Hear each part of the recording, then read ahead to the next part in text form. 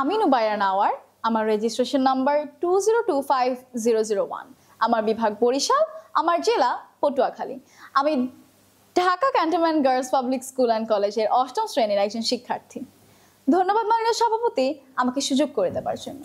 আপনারা ভাবুন তো, আমরা কি প্রাণ খুলে মন খুলে কথা বলতে পারছি? আমাদের কথার কি যথাযথ মূল্যায়ন করা হচ্ছে? আজ রাস্তা ভাঙা, চুরি, ডাকাতি, ছিনতাই ইত্যাদির এগেইনস্টে যখন আমরা কথা বলছি, তার কি বাস্তবে রূপান্তরিত হচ্ছে? কখনোই না। আজ বাংলাদেশের নাগরিক হিসেবে এটা আমাদের ব্যর্থতা যে আজকের আমাদের এই কথাগুলোকে আমরা কখনোই বাস্তবে রূপান্তরিত করতে পারছি না। এবার ভাবুন তো আইনের কথা। আইন তো কখনো ঘুমন্ত, কখনো জীবন্ত। আইন জীবন্ত সেই মানুষটির জন্য যে ক্ষুধার টানে একটি রুটি চুরি করেছিল, সেই রুটি চুরি করার জন্য সারা দেশের মানুষ তাকে পিটিয়ে হত্যা করতে পেরেছে। কিন্তু আইন ঘুমন্ত সেই মানুষটির জন্য যেই মানুষ লক্ষ লক্ষ টাকা চুরি করে বিদেশে পাচার করেছে, তাকে আজ আমরা বাংলাদেশের নাগরিক হিসেবে স্যার স্যার বলে ডাকছি।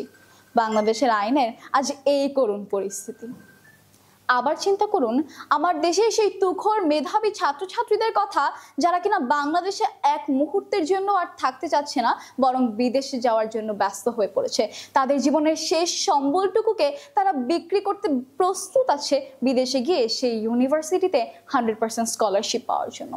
আজ বাংলাদেশের নাগরিক হিসেবে, বাংলাদেশের সরকার হিসেবে আমরা ব্যর্থ যে আমরা সেই তুখোর মেধাবী ছাত্রছাত্রীদেরকে আমার দেশে রেখে দেওয়ার কোনো ব্যবস্থা গ্রহণ করতে পারছি না। আর যদি সত্যিকার অর্থে আমরা সেই মেধাবী ছাত্রীদেরকে বাংলাদেশে রেখে দিতে চাই, আমাদের তাদের জন্য যথাযথ কর্মসংস্থান সৃষ্টি করতে হবে।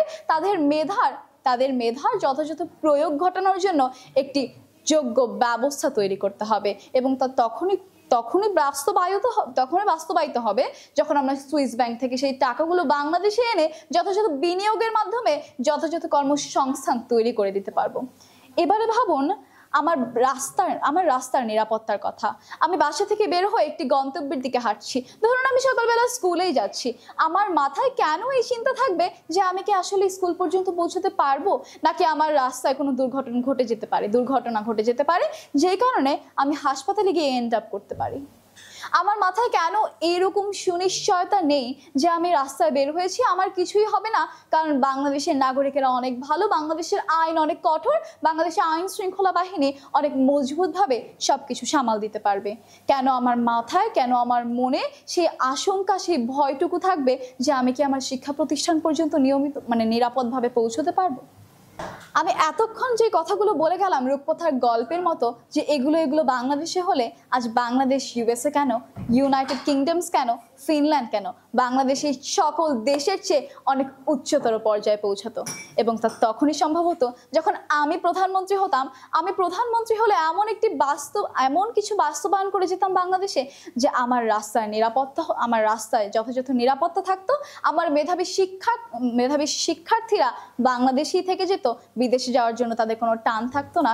এবং আমার আইন কিছু কিছু মানুষের জন্য ঘুমন্ত, কিছু কিছু মানুষের জন্য জাগ্রত, এরকম না, বরং সবার জন্য সকল স্তরে আইনের সঠিকভাবে প্রয়োগ হতো। আজ বাংলাদেশের আইন কঠোর নয় বিধায় বিচারের বাণী নীরবে নিভৃতে কাঁদে।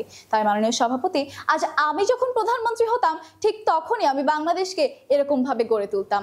ধন্যবাদ মাননীয় সভাপতি, ধন্যবাদ সবাইকে।